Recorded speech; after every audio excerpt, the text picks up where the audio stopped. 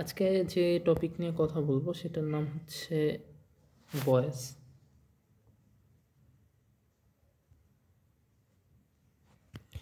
Voice বা বাচ্য, বাংলায় বলে বাচ্য।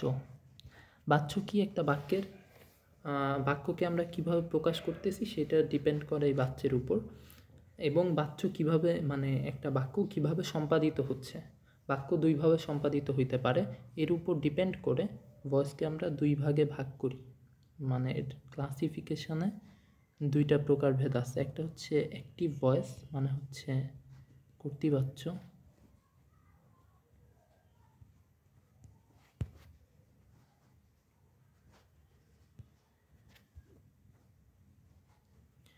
আরেকটা আছে হচ্ছে প্যাসিভ ভয়েস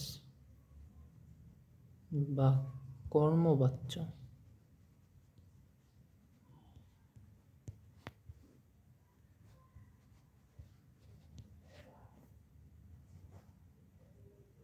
এবার আমাদের দেখতে হবে যে কর্ম কি জিনিস। বল না বাবা, কর্ম করে খা, ভিক্ষা করিস না। এই কর্ম কি জিনিস এবং কর্তা কি জিনিস।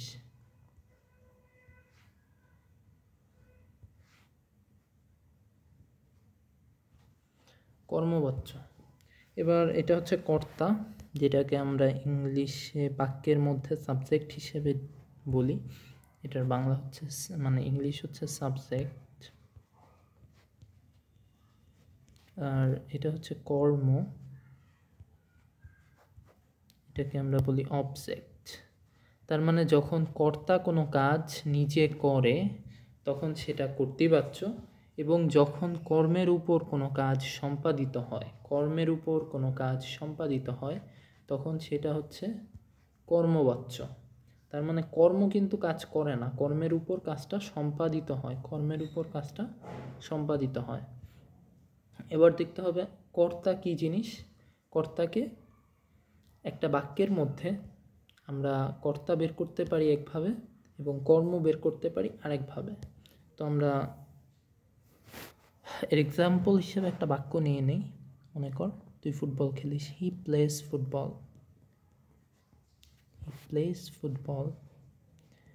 এখন ইংলিশে যখন আমরা বাক্যের কথা চিন্তা করি তখন বাক্যের মধ্যে মাস্ট একটা ভার্ব থাকতে হয়, ভার্ব ছাড়া ইংলিশে কোনো বাক্য হয় না।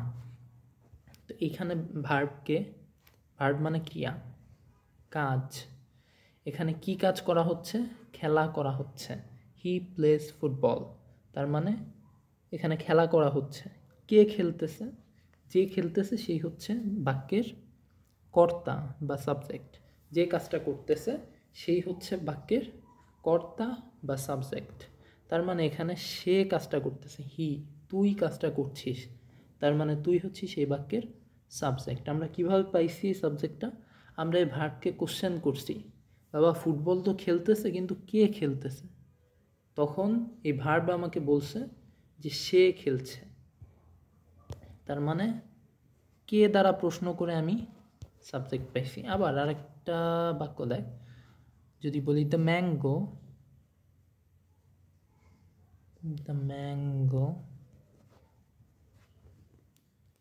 ইজ হ্যাঙ্গিং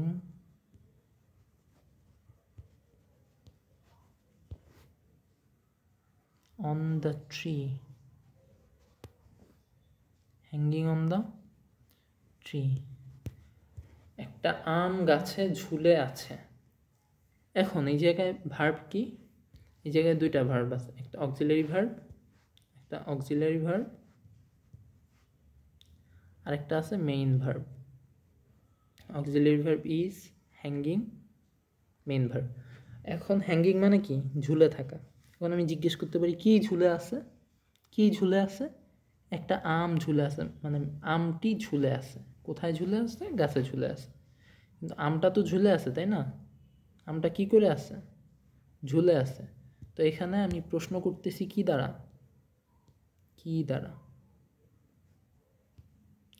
তার মানে আমরা যখন কাকে কোশ্চেন করছি? আমরা ভার্বকে কোশ্চেন করছি। আমরা সবসময় কাকে কোশ্চেন করব? মেইন ভার্বকে কোশ্চেন করব, যে বাবা কে কাজ করতেছে, কি করা হচ্ছে, এই কে এবং কি এই দুইটা দ্বারা কোশ্চেন করলে আমরা পাই হচ্ছে কর্তা বা সাবজেক্ট। তার মানে কর্তা বা সাবজেক্ট পাওয়ার জন্য আমাদের কি করতে হবে? কে বা কি দ্বারা প্রশ্ন করতে হবে। কাকে প্রশ্ন করতে হবে? ভার্বকে প্রশ্ন করতে হবে। ভার্বকে প্রশ্ন করতে হবে কে বা কি দ্বারা। কে খেলছে, কে যাচ্ছে, কে খাচ্ছে, কি খাচ্ছে এটা না, কে খাচ্ছে, কি করছে, কে যাচ্ছে, এই দুইটা দ্বারা প্রশ্ন করলে আমরা সাবজেক্ট পেয়ে যাব। এবার আসি অবজেক্টের দিকে। অবজেক্ট, একটা বাক্যে অবজেক্ট থাকতেও পারে, নাও থাকতে পারে। একটা বাক্যে অবজেক্ট থাকতেও পারে, নাও থাকতে পারে। অবজেক্ট থাকাটা ম্যান্ডেটরি না। অবজেক্ট থাকাটা কি না? ম্যান্ডেটরি না। সাবজেক্ট থাকাটাও ম্যান্ডেটরি না, বাট সাবজেক্টটা আমরা ইজিলি পাই, কিন্তু অবজেক্টটা অনেক সময় আমরা পাই না। তো অবজেক্টটা হচ্ছে আমাদের ভয়েসের জন্য সবচেয়ে বেশি ইম্পর্ট্যান্ট। যেখানে অবজেক্ট কে, অবজেক্ট না থাকলে আমরা ভয়েস চেঞ্জ করতে পারবো না। আমরা যখন অ্যাক্টিভ থেকে প্যাসিভে নিব তখন ওই চেঞ্জটা হবে না। তো অবজেক্ট চেনার জন্য কি বা কাকে দ্বারা প্রশ্ন করতে হয়। কি বা কাকে,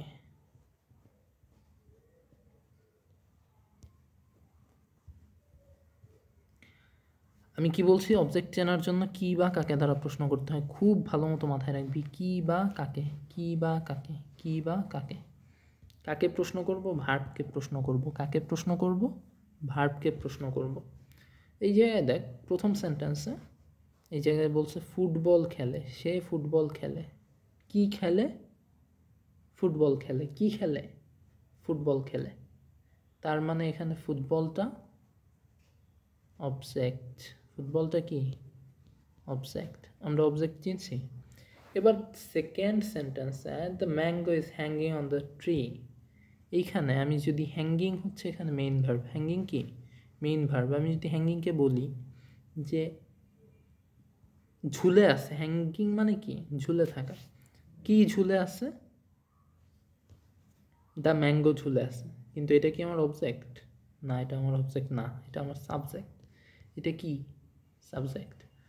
এখানে আমার অবজেক্টটা কি এটা জানার জন্য কি দ্বারা প্রশ্ন করে আমরা পাচ্ছি না।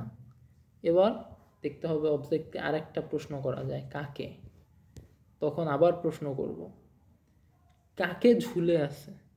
কাকে ঝুলে আছে এটা কোনো প্রশ্নই হয় না। বা কাকে ঝুলিয়ে রাখছো, সেই প্রশ্ন করলেও তখন ম্যাঙ্গোর দিকে চলে যায়, যে ম্যাঙ্গোরে ঝুলাই রাখছি, কিন্তু এটা আমার সাবজেক্ট। তার মানে আমরা এইখানে এমন কিছু পেলাম না যেটা দিয়ে প্রশ্ন করলে আমরা অবজেক্টকে পাবো, বা অবজেক্টকে পাওয়ার জন্য যে আমার মেইন যে প্রশ্নটা আছে এটা দিয়ে প্রশ্ন করলে আমি কোনো অ্যান্সার পাচ্ছি না। তার মানে এইখানে কোনো অবজেক্ট নাই। এবং যে ভার্বের কোনো অবজেক্ট থাকে না তাকে বলা হয় ইনট্রান্সিটিভ ভার্ব। অবজেক্ট থাকা না থাকার উপর বেস করে ভার্বকে দুই ভাগে ভাগ করা হয়েছে। একটা হচ্ছে ট্রানজিটিভ ভার্ব,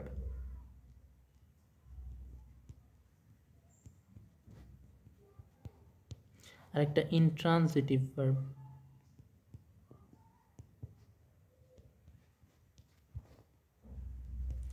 তুই এরকম করতে গেলে স্যাররাই দিবে তোদের ক্লাসের মধ্যে যে বলো হি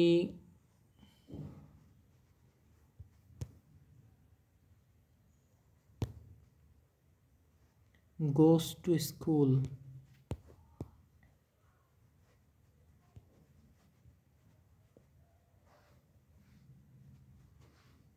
He goes to school. সেই স্কুলে যায়। এখন এটার ভয়েস চেঞ্জ কর। তখন স্যারকে তোরা প্রশ্ন করবি, স্যার এখানে তো অবজেক্ট নাই, অবজেক্ট না থাকলে আমি কিভাবে ভয়েস চেঞ্জ করব। কেন এখানে অবজেক্ট নাই? কারণ আমরা জানি অবজেক্ট বের করার জন্য দুইটা জিনিস দিয়ে প্রশ্ন করতে হয়, কি বা কাকে।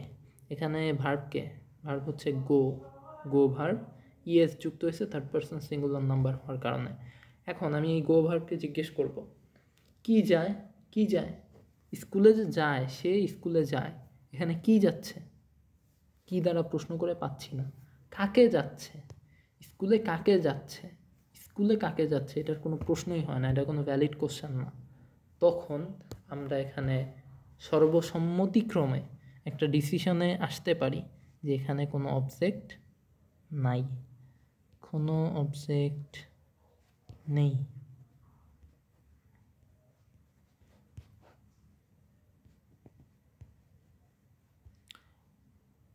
স্যার ডান। সুতরাং যে সেন্টেন্সের কোনো অবজেক্ট নেই সেই সেন্টেন্সের ভয়েস চেঞ্জ হয় না। মাথায় থাকলো? এবার আস্তে আস্তে আমরা ভয়েস চেঞ্জের ভিতরে যাব। এই ভয়েস চেঞ্জটা কীভাবে হচ্ছে, কীভাবে করতেছি, অ্যাসার্টিভের ভয়েস চেঞ্জ কেমন হয়, ইন্টারোগেটিভের ভয়েস চেঞ্জ কেমন হয়, অ্যাফার্মেটিভের ভয়েস চেঞ্জ কেমন হয়, ইম্পারেটিভের ভয়েস চেঞ্জ কেমন হয়, আমাদের যখন মোডাল থাকবে মোডালের ভয়েস চেঞ্জ কেমন হয়, কিংবা আমাদের যখন কোয়াসি প্যাসিভ থাকে অ্যাসার্টিভে তখন কীভাবে ভয়েস চেঞ্জ করতে হয়। এরপরে এর মধ্যে আবার আছে দুইটা অবজেক্ট থাকলে তখন কীভাবে ভয়েস চেঞ্জ করতে হয়। কর্তৃ একটা থাকবে বস্তুবাচক, একটা থাকবে ব্যক্তিবাচক। তখন বস্তুবাচক দিয়ে করলে ইজি হয়, ব্যক্তিবাচক দিয়ে করলে একটা প্রিপোজিশন আনতে হয়। এই সবগুলোই আমরা আস্তে আস্তে দেখব। আজকে এ পর্যন্তই। আল্লাহ হাফেজ।